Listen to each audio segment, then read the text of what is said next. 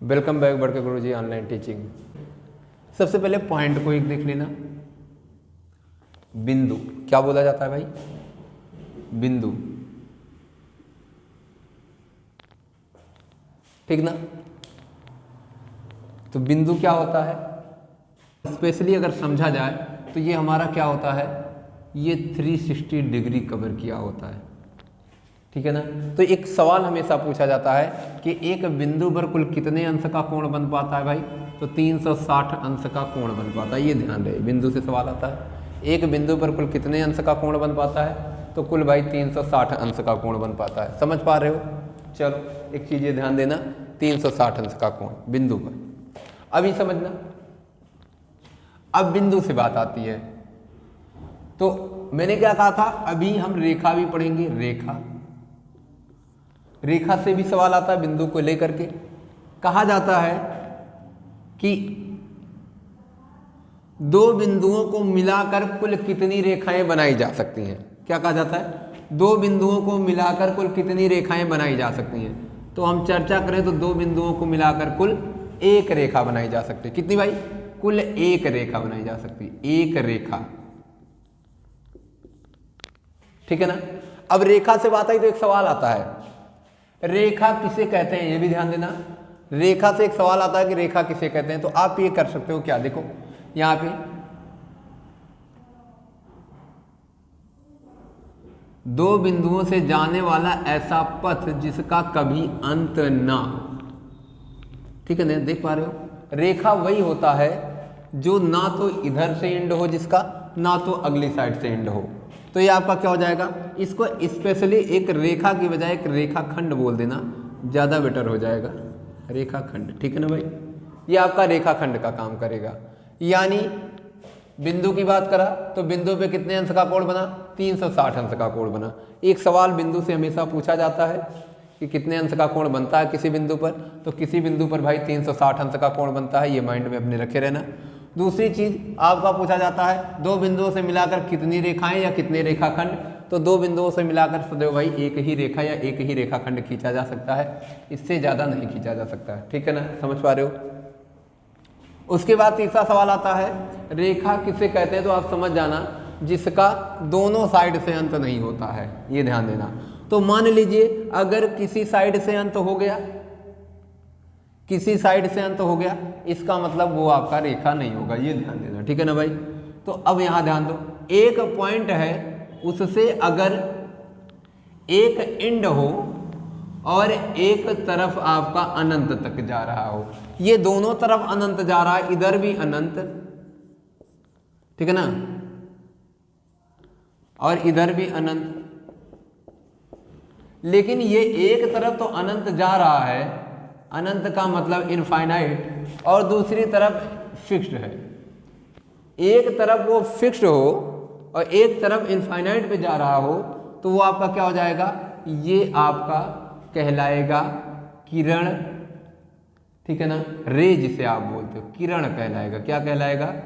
किरण कहलाएगा। समझ पा रहे हो? रे बोला जाता है, ठीक है ना? ये आपका किरण हो जाएगा। और अगर दोनों तरफ अनंत पे जाएगा यानी तो आपका ये कह जाएगा आपका लाइन, रेखा, ठीक ना?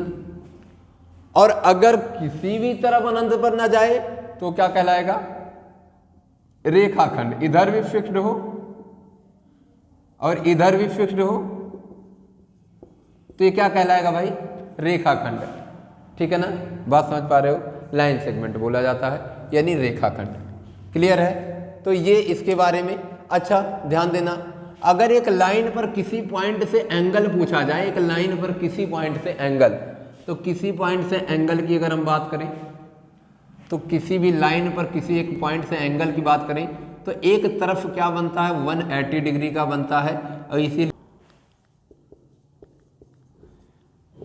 ठीक है ना? तो ये लीनियर एंगल हो जाता है, और इसी पे यानी रैखिक कोण बोला जाता है, और इसी रैखिक कोण से रैखिक युग्म बनता है। यानी अगर इसी से कोई एक एंगल निकल जाए और दो एंगल या तीन एंगल में कन्वर्ट हो जाए तो ये रैखिक युग्म बोला जाता है। तो रैखिक युग्म के कोण जो होते हैं उन सब का योगफल क्या होता है?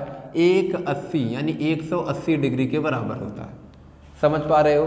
तो ये ध्यान देना, ये रेखा की बात आती है। ठीक है, रेखा का कभी अंत नहीं होता। अगर अंत हुआ एक तरफ से तो किरण हो जाता है, और अगर अंत हो गया दोनों तरफ से तो रेखा खंड हो जाता है। समझ पाए हो? सवाल बार बार एग्जाम में पूछा गया, ये ध्यान देना, कई बार एग्जाम में पूछा गया है फिगर बनाते हुए या एक्सप्लेन करते हुए कि कौन सा रेखा है, कौन सा रेखा खंड है और कौन सा किरण है यानी रे है। ये ध्यान देना, इन तीनों पे आपको ऐसे सवाल पूछा जाएगा। 1 नंबर का सवाल कई बार आ चुका है। ठीक है, अगर कभी कोण की चर्चा करें तो भी ध्यान दे लेना, कोण जो होता है भाई ना, ये कोण दो रेखा दो किरणों से मिलकर के कोण बनता है। किरणों से, दो किरणों से मिलकर के कोण बनता है। कोण सदैव किससे बनता है? दो किरणों के इंटरसेक्शन पॉइंट से। ठीक है ना भाई? अब 2B में की पहली आकृति त्रिभुज, क्या त्रिभुज कई प्रकार के होते हैं, अलग अलग बंटवारा भी होता है। ठीक है ना? त्रिभुज को पढ़ते हैं तो क्या होता है भाई? 3 भुजाओं से घिरी आकृति, 3 भुजाओं से घिरी आकृति क्या कहलाती है? त्रिभुज कहलाती है। यानी 3 भुजाओं से घिरी आकृति आपकी क्या कहलाएगी? त्रिभुज कहलाएगी। अच्छा भाई, अगर त्रिभुज कहलाएगी तो इसमें भी आपको ध्यान देना होगा कि इसमें क्या क्या होते हैं। 3 भुजाएं हो गई, तो 3 भुजाओं के साथ साथ 3 क्या हो गए भाई? भुजा हो गई। ठीक है ना? और 3 भुजा के साथ साथ 3 क्या होगा? कोण हो जाएगा। क्या हो जाएगा? कोण। 3 भुजा हो गई, 3 कोण हो गया। समझ पा रहे हो ना? अब इसी में ध्यान दे लेना, 3 बहिष्कोण भी बोला जाता है। ध्यान देना, 3 बहिष्कोण भी होता है इसमें। बनाना चाहो तो कई बना सकते हो, 6 बोल सकते हो तुम इधर उधर करके, लेकिन नहीं, एक्चुअल में बहिष्कोण एक ही दिशा, भाई एक साइड को आगे बढ़ाना है, एक को इधर बढ़ा दोगे, अगले को उधर, अगले को इधर, तो 3 बहिष्कोण भी होते हैं। एक्सटीरियर एंगल,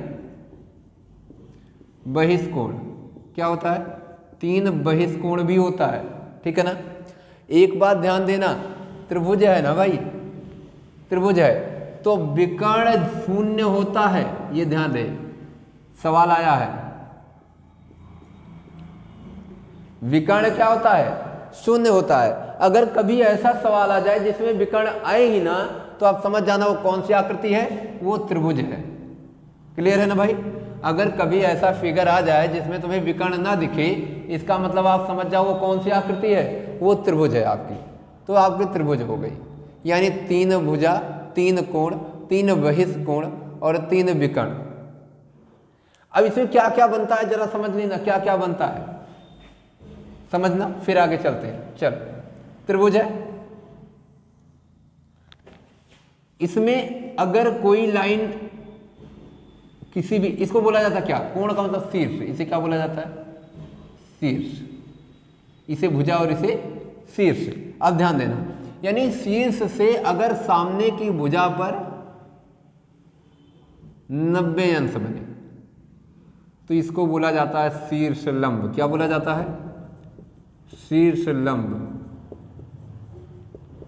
तो 3 शीर्ष लंब भी बनते हैं। क्या बनते हैं? 3 शीर्ष लंब भी बनते हैं। एक यहां से बनेगा, एक यहां से बनेगा और एक यहां से बनेगा। अभी समझना, शीर्ष से अगर कभी ऐसी लाइन खींची जाए जो सामने की भुजा को 2 बराबर भागों में विभक्त करे, तो इसको क्या बोला जाता है? माध्यिका बोला जाता है। क्या? माध्यिका, मीडियन। तो 3 मीडियन भी होते हैं। क्या होते हैं? 3 मीडियन, माध्यिका भाई, 3 माध्यिका यानी 3 मीडियन भी होते हैं। कैसे? एक इसको और एक यहां से आएगा इसके मिड पॉइंट को और एक यहां से जाएगा इसके मिड पॉइंट को। क्लियर है ना? तो 3 माध्यिका हो गया, 3 शीर्षलंब हो गया। और इसके बाद एक चीज और ध्यान देना, कभी कभी क्या होता है आपका, हम क्या करते हैं, किसी भी त्रिभुज के, ये त्रिभुज है तुम्हारा, लंब समद्विभाजक बनाते हैं, ध्यान देना भुजाओं का होता है, और हम क्या करते हैं लंब समद्विभाजक बजाय यहाँ पे क्या करते हैं आपका इसको बोलते हैं शीर्ष है, शीर्ष है, ये शीर्ष है, अर्धक शीर्ष को आधा करता हुआ गुजरेगा, अर्धक, अर्धक होता है तो शीर्षार्धक बोला जाता है। क्या? शीर्षार्धक।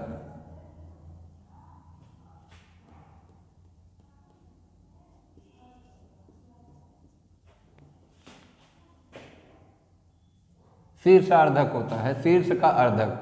तो 3 शीर्ष के अर्धक भी बन जाते हैं, ठीक है, 3 शीर्ष के अर्धक भी बन जाते हैं। ये ध्यान देना, ये त्रिभुज में 3 आकृतियां बनाई जाती हैं, ये त्रिभुज में 3 आकृतियां बनाई जाती हैं, ये हमेशा माइंड में रखना, त्रिभुज में 3 आकृतियां बनाई जाती हैं।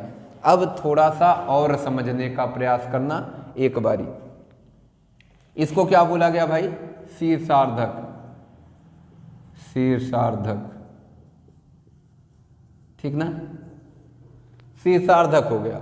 एक बात ध्यान देना कि यहाँ पे ये आपका शीर्षार्धक हो गया, ये आपका मीडियन हो गया, और ये आपका क्या हो गया, यानी आपका क्या कहते हैं, इसको बोलते हैं एक तरीके से आपका बाइसेक्टर, एंगल बाइसेक्टर बोल सकते हो। ये आपका मीडियन हो गया, और ये आपका शीर्षलंब, इसको एल्टीट्यूड भी बोलते हैं कुछ लोग, तो एल्टीट्यूड भी, हाइट भी आप बोल सकते हो, कुछ भी इस तरीके से। अब कभी कभी क्या होता है, इन पे केस बन जाता है, ये ध्यान देना, सवाल आ सकता है तुम्हारा। अब ध्यान दो, 1 नंबर का सवाल बहुत बारी बना है, बहुत बारी बना है, कोशिश करना। जब ये होता है तो देखो यहाँ पे एक पॉइंट पे ये इंटरसेक्ट करेगा, ठीक है ना भाई, इंटरसेक्ट करेगा, इसको बोला जाता है इन सेंटर, अंतः केंद्र। क्या बोला जाता है? इन सेंटर, अंतः केंद्र, अंतः केंद्र। ऐसे अगर इस आकृति में मान लो मैं शीर्षलंब ना बनाऊं, सपोज मैं शीर्षलंब ना बनाऊं, ठीक, ये जो बनाऊं तो ये आपका, ये भी मीडियन निकले, ठीक ना, समझ पा रहे हो, और ये भी जो है ये भी मीडियन हो जाए, ये भी मीडियन हो जाए, यानी ये भी बराबर भागों में कर दे इसे, तो आपका क्या हो जाएगा, ये आपका तीनों मीडियन हो गए और तीनों का इंटरसेक्शन पॉइंट एक मिला, इसको सेंट्रॉयड बोला जाता है। क्या? और ये क्या होता है? केंद्रक, हिंदी में बोलते हैं केंद्रक बोलते हैं, ठीक ना।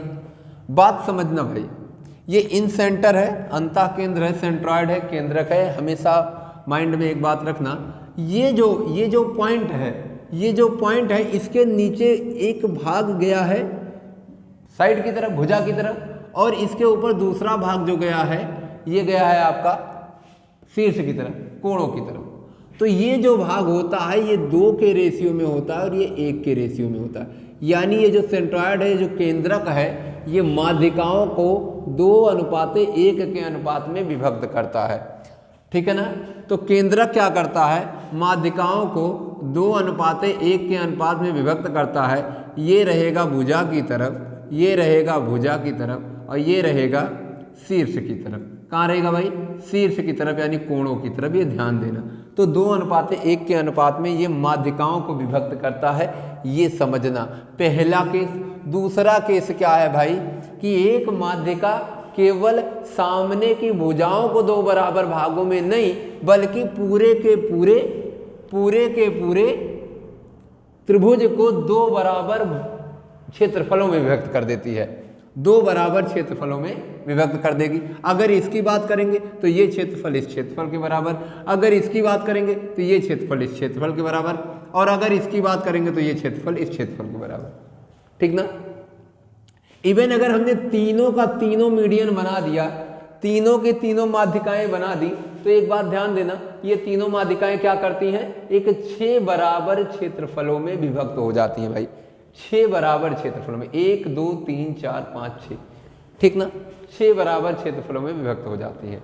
अगर मैं इधर की बात करूं, ये भाग और ये भाग, तो बराबर क्षेत्रफलों में ये भी विभक्त हो जाएगा। ये भी आप माइंड में रखे रहिएगा, ठीक है ना। तो ये तो रहा आपके माध्यिका और केंद्रक का एक प्लस पॉइंट जो सवाल पूछा जाता है। 2:1 के अनुपात में केंद्रक माध्यिकाओं को विभक्त करता है, जबकि माध्यिका त्रिभुज को 2 बराबर क्षेत्रफलों में तथा सामने की भुजा को बराबर भागों में विभक्त करती है।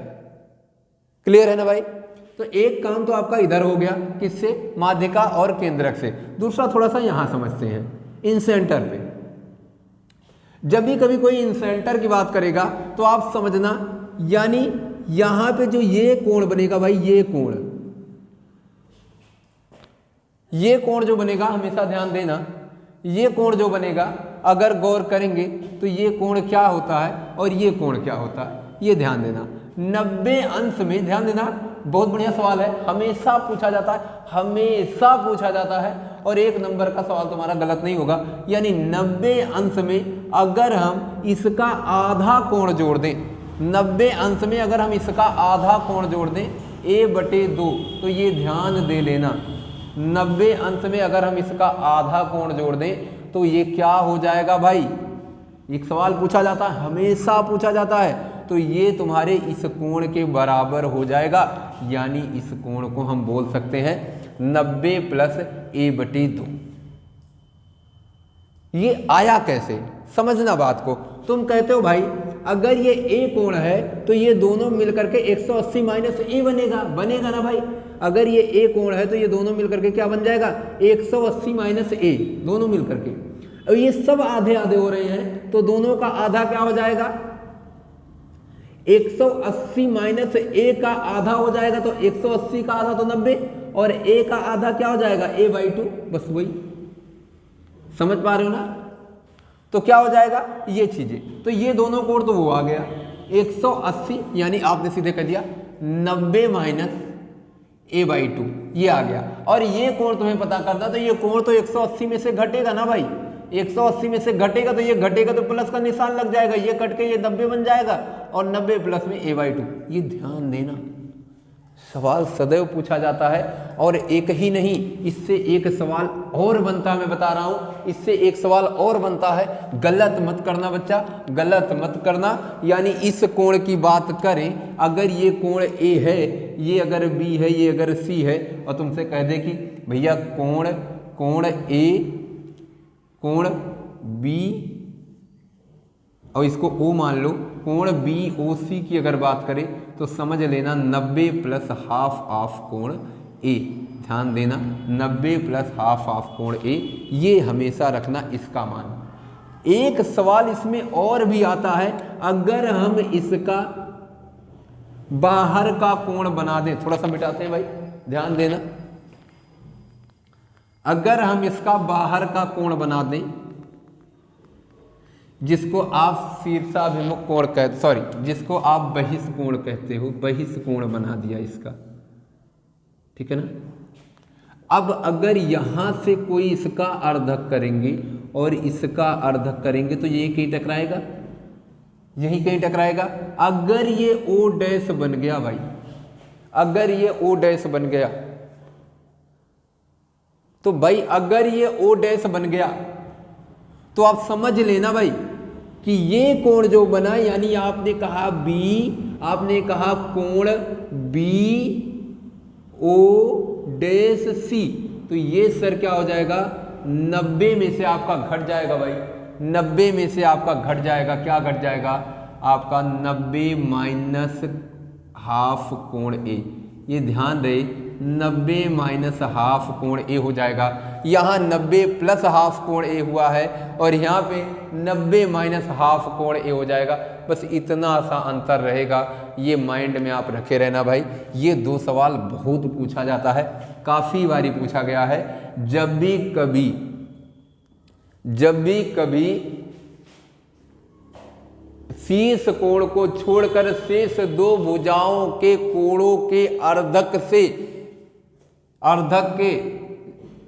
ज्वाइंट पॉइंट यानी अंतः सेंटर पर बने जो कोण होते हैं, इनसे भाई अगर इनका मान पूछा जाएगा तो 90 में ए का आधा जोड़ देंगे, और अगर इन्हीं से बाहरी कोणों का अर्धक फिर जब जाके जहां टकराएंगे उनसे बना कोण पूछा जाएगा तो इसी 90 में से इसी का आधा घटा देंगे। बस ये तुम्हें समझना है, ठीक है। 1 नंबर का सवाल बार बार पूछा जाता है, हम आपसे कहते हैं 1 नंबर का सवाल यहाँ से आप ले लेना, गलत मत करना भाई, गलत मत करना। अब समझना यहाँ से ये चीजें आपने मीडियन समझ लिया, मीडियन से जो सवाल बनना था मैंने बताया, सवाल बनेंगे हम देखेंगे इसमें, लेकिन अभी तो चर्चा कर रहे हैं ना भाई, तो ट्रायंगल पे, तो ट्रायंगल को आपने ये चीजें समझ लिया। अच्छा एक चीज ध्यान देना, आपका जो ये बनता है ना 90 अंश, ये अलग अलग जगहों पर अलग अलग होता है, अलग अलग जगहों पर अलग अलग होता है, 3 प्रकार का होता है भाई। एक जगह पे ये जो आपका लंब डालते हो ना तो लंब केंद्र बोला जाता है। जैसे समझना, एक ट्रायंगल हुआ ना भाई, तो तुमने कहा सर शीर्ष से ABC था भाई, तो तुमने कहा सर A से हमने एक शीर्ष लंब डाला तो 90 अंश, फिर तुमने कहा सर B से एक शीर्ष लंब डाला तो भी 90 अंश, फिर तुमने कहा सर C से एक शीर्ष लंब डाला तो भी 90 अंश। तो कहाँ टकराया भाई? यहाँ टकराया।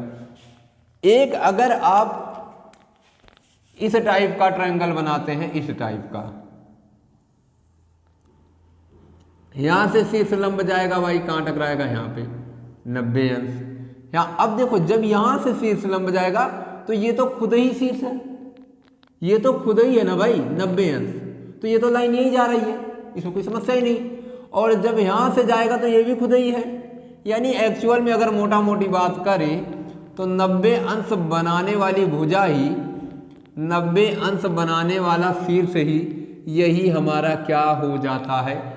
90 अंश बनाने वाला शीर्ष ही हमारा क्या हो जाता है भाई? शीर्ष लंब हो जाता है, शीर्ष लंब।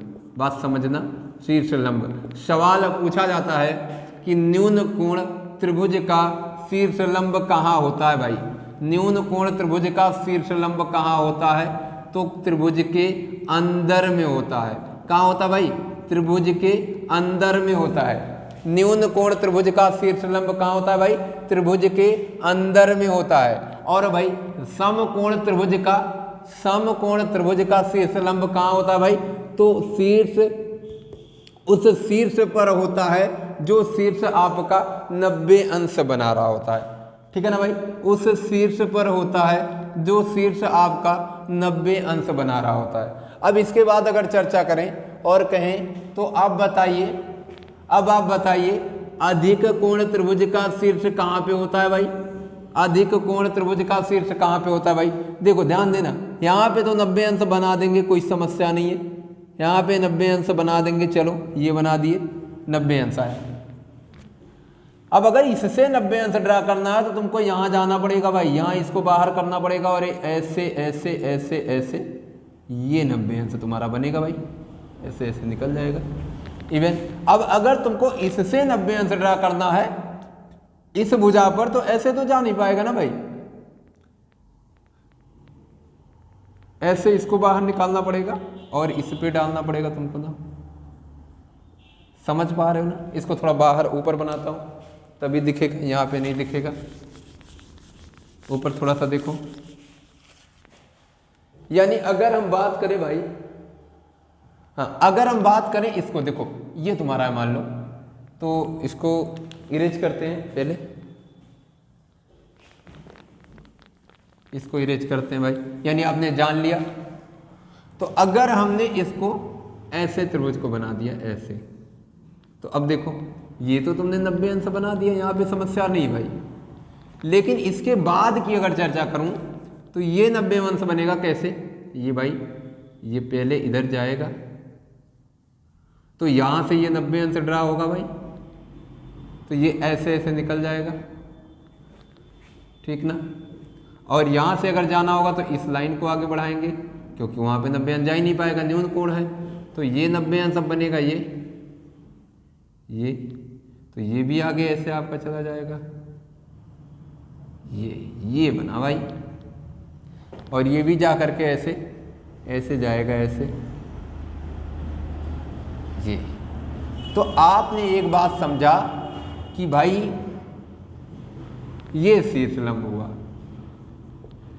एक नंबर का सवाल ये भी आता है बार बार, हमेशा ध्यान दिए रहना कि किसी भी न्यून कोण त्रिभुज का शीर्ष लंब सर त्रिभुज के अंदर बनता है, समकोण त्रिभुज का शीर्ष लंब सर समकोण बनाने वाले शीर्ष पर ही बनता है, और अधिक कोण त्रिभुज का शीर्ष लंब ऑब्ट्यूस एंगल ट्रायंगल का अधिक कोण त्रिभुज का शीर्ष लंब सर अधिक कोण वाले शीर्ष के पीछे बनता है। ये ध्यान दे, यही अधिक कोण है ना भाई तुम्हारा, यही 90 से प्लस होगा, ये 90 प्लस होगा, और इसी शीर्ष के पीछे साइड में बनेगा, बैक साइड में। क्लियर हुआ? तो ये ध्यान देना, ये भी शीर्ष लंब से सवाल आता है तो शीर्ष लंब बोला जाता है। आपने क्या पढ़ लिया सर? आपने 3 प्रकार के इंटरसेक्शन पॉइंट को पढ़ा। एक क्या पढ़ा भाई? अंतः केंद्र, ठीक है ना? तो इसको बोला जाता है, सॉरी शीर्ष लंब नहीं भाई, ये सारे के सारे शीर्ष लंब हैं, ये शीर्ष लंब नहीं होते हैं। शीर्ष लंब तो ये सब है जो बन रहे हैं, ठीक है ना? इसको बोला जाता है लंब केंद्र, लंब केंद्र, ठीक है ना? ये सारे के सारे भाई लंब केंद्र होते हैं, शीर्ष लंब नहीं होते, तो ये सब लंब केंद्र हो जाएंगे। तो लंब केंद्र हो गया, ठीक ना? तो आपने क्या पढ़ा? अंतः केंद्र पढ़ा, आपने लंब केंद्र पढ़ लिया, आपने क्या पढ़ लिया भाई? केंद्रक पढ़ लिया, आपने अंतः केंद्र पढ़ लिया, आपने लंब केंद्र पढ़ लिया, आपने भाई पढ़ लिया केंद्रक। अब बचा क्या आपके पास? अब आपके पास क्या बचा भाई? अब आपके पास बचा है एक और। अब ध्यान देना, जब भी कोई ट्रायंगल बनता हो, इसको इरेज करते हैं भाई, चौथा आपको पढ़ना है। जब भी कभी कोई ट्रायंगल बनता है, कोई भी ट्रायंगल अगर आपका बनता है, जब भी कभी कोई ट्रायंगल बनता है तो आप ध्यान देना, एक ट्रायंगल ये बना तो इनके लंब समद्विभाजक होते हैं, ये ध्यान देना। ऐसी भुजा जो दी गई भुजा को 2 बराबर भागों में विभक्त भी करे और 90 अंश पर, ठीक ना? विभक्त भी करे और 90 अंश पर, तो ये केस बनता है। इसकी चर्चा हम बाद में करेंगे, पहले आप जान जाओ ये क्या कैसे बनाया जाता है। आधी से अधिक दूरी लेकर के एक आर्क इधर, एक आर्क इधर और इधर से, तो ये कुल मिला के आप समझ जाओ बना जाता है। तो आप बनाया जाता है ऐसे, यानी ऐसे लंब समद्विभाजक, ऐसे, और इधर का भी लंब समद्विभाजक ये। और ये जो पॉइंट होता है ये, इससे एक बात तय है, इसको क्या बोला जाता है? परिकेंद्र, परिकेंद्र। इनको बोला जाता है लंब समद्विभाजक। क्या बोला जाता है? लंब समद्विभाजक। ये सारी लाइनें जो हैं वो लंब समद्विभाजक, किसका? भुजा का।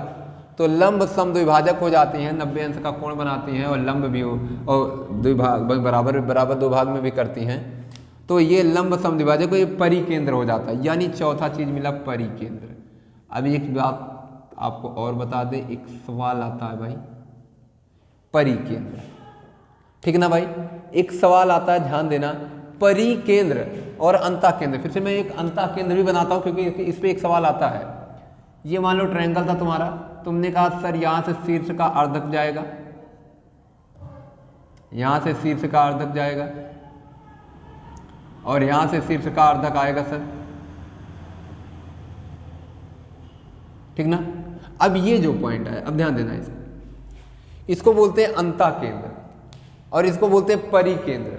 अब गौर करना, अंतः केंद्र से अगर परपेंडिकुलर देखा जाए तो भुजाओं की जो दूरियां होती हैं भाई, भुजाओं की जो दूरियां होती हैं ये सदैव समान होती हैं, यानी अंतः केंद्र से भुजाओं की दूरियां सदैव समान होती हैं, ठीक है ना भाई? अंतः केंद्र से भुजाओं की दूरी, अंतः केंद्र से भुजाओं की दूरी, भुजाओं की दूरी क्या होती है? समान, समान होती है। और परिकेंद्र से शीर्षों की दूरी परिकेंद्र से शीर्षों की दूरी, शीर्षों की दूरी क्या होती है?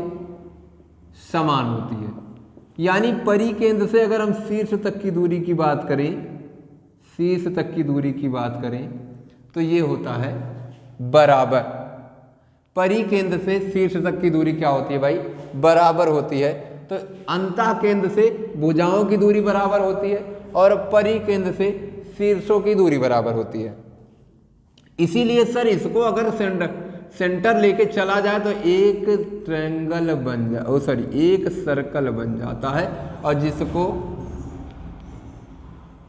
परिवृत्त यानी सरकम सर्कल परिवृत्त बोला जाता है। क्या बोला जाता है? परिवृत्त।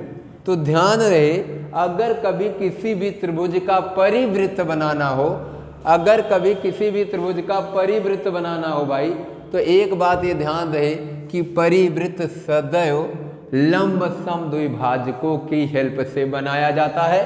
और अगर कभी किसी त्रिभुज का अंतःवृत्त बनाना हो, अंतःवृत्त, तो अंतःवृत्त से बोला जाता है अंतःवृत्त, अंतःवृत्त। अगर कभी किसी त्रिभुज का अंतःवृत्त बनाना हो तो अंतःवृत्त सदैव त्रिभुज के शीर्षों के समद्विभाजकों की हेल्प से बनाया जाता है। तो अंतःवृत्त कब बनेगा? त्रिभुज के शीर्षों के समद्विभाजकों से। और बाह्य वृत्त यानी परिवृत्त कब बनेगा? त्रिभुज के लंब भुजाओं के लंब समद्विभाजकों की हेल्प से। ठीक ना? समझ पाए इस बात को? क्लियर है? ये चीज ध्यान देना भाई। यहाँ से तो इसको 4 प्रकार के केंद्र हो जाते हैं। ये जो होता है तो इसमें 3 आपके लंब समद्विभाजक भी बनते हैं। 3 बनते हैं लंब समद्विभाजक, समद्विभाजक 3 लंब समद्विभाजक बनते हैं, यानी 3 शीर्ष लंब बनते हैं, 3 माध्यिका बनती है, 3 शीर्ष आर्धक बनते हैं और 3 लंब समद्विभाजक बनते हैं। शीर्ष लंब की हेल्प से तुम्हारा शीर्ष लंब की हेल्प से तुम्हारा क्या हो जाता है भाई? लंब केंद्र आ जाता है। क्या आ जाता है भाई? लंब केंद्र आ जाता है। माध्यिका की हेल्प से तुम्हारा भाई केंद्रक आ जाता है। ध्यान दे, केंद्रक आ जाता है। शीर्षार्धक की हेल्प से तुम्हारा भाई क्या आ जाता है? अंतः केंद्र आ जाता है। अंतः केंद्र, ये सब इंटरसेक्शन पॉइंट हैं। और लंब समद्विभाजकों की हेल्प से तुम्हारा भाई परिकेंद्र आ जाता है। क्या आ जाता है? परिकेंद्र, परिकेंद्र। ठीक है। Incentre, circumcentre, orthocentre, centroid. ठीक है ना भाई? तो ये सारे के सारे आपके आ जाते हैं। ये स्पेशली भाई एक त्रिभुज से, किसी भी त्रिभुज से इतने वैरायटी के भाई सवाल पूछे जाते हैं। ये ध्यान रहे, आज मैं छोटा मोटा आपको केवल एक त्रिभुज से इसी को मिला करके भाई कई सवाल पूछे जाते हैं, कई सवाल। तो आपने ये समझ लिया कि 4-5 सवाल तो इसमें से अगर आता है तो आप आसानी से कर ले जाओगे। ठीक है ना? अभी मैंने केवल त्रिभुज को बताया है। इवन एक चीज और समझना, कोई भी त्रिभुज होगा तो अगर कोई एंगल ए, एंगल बी और एंगल सी है तो इनका जो योगफल होगा भाई, अगर हम कहें angle A plus angle B plus angle C की बात करें तो वो 180 डिग्री होगा। क्या होगा भाई? 180 डिग्री। ठीक है ना? Angle A plus angle B plus angle C की बात करें तो वो 180 डिग्री होगा। और अगर हम कभी बात करें इनके बाह्य कोणों की, यानी बाह्य कोण, इन्हीं को बोला जाता है अंतः कोण। क्या बोला जाता है? अंतः कोण। तो अंतः कोणों का योगफल क्या होता है? 180 होता है। और अगर बाह्य कोण की चर्चा करें, बाह्य कोण, तो भाई बाह्य कोण का क्या हो जाता है? बाह्य कोणों का योगफल, बाह्य कोणों का योगफल ये भाई सदैव 360 होता है। क्या होता है? 360। ये ध्यान रहे, बाह्य कोणों का योगफल सदैव 360 अंश होता है। अंतः कोणों का तो 180 होगा त्रिभुज के, लेकिन त्रिभुज के बाह्य कोणों का भाई क्या होगा? 360 अंश। ये माइंड में आप रखना। तो यानी मोटा मोटी हमने त्रिभुज से आपको ढेर सारे सवाल करवा दिए, ठीक है ना। ढेर सारे सवाल आपके हो गए, 6, 7, 8 सवाल हमने करवाए हैं, ठीक है। बात समझ पा रहे हो। अगर आपको क्लास ये वाली अच्छी लगी, वीडियो अच्छा लगा तो लाइक करना, शेयर करना वीडियो को, ठीक है ना भाई। और देखो भाई, जिन्होंने अभी तक चैनल को सब्सक्राइब नहीं किया हुआ है चैनल को सब्सक्राइब कर लें। और हम इसको धीरे धीरे, ये आपका जो है क्या कहते हैं क्षेत्रमिति, इसको एक एक स्टेप लेते हुए इसको कवर करेंगे। तो आप लोग हमसे जुड़े रहेंगे। बेल आइकन को जब प्रेस कर देंगे तो क्या हो जाएगा, इससे आपको जब भी मेरी क्लास बनेगी तुरंत आपको नोटिफिकेशन चला जाएगा और आप इसके आगे की क्लास को देख सकेंगे, ठीक है ना। तब तक के लिए इतना ही, धन्यवाद।